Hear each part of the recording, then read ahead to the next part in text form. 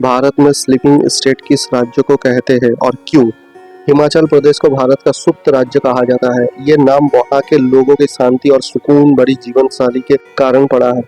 वही राज्य अपनी प्रकृति सुंदरता, ताजी पहाड़ी हवा और धीमी गति से चलने वाले ग्रामीण जीवन के लिए जाना जाता है।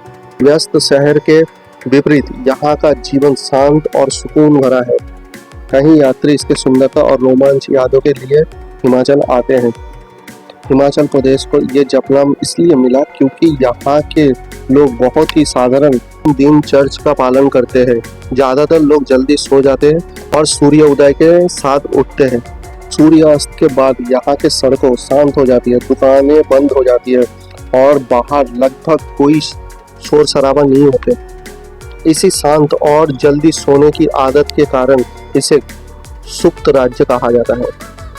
লাইক শেয়ার করতে ভুলবেন না আর এরকম আরও ভিডিওর জন্য আমাদের ক্যানভাসের সাথে জুড়ে থাকুন। ধন্যবাদ।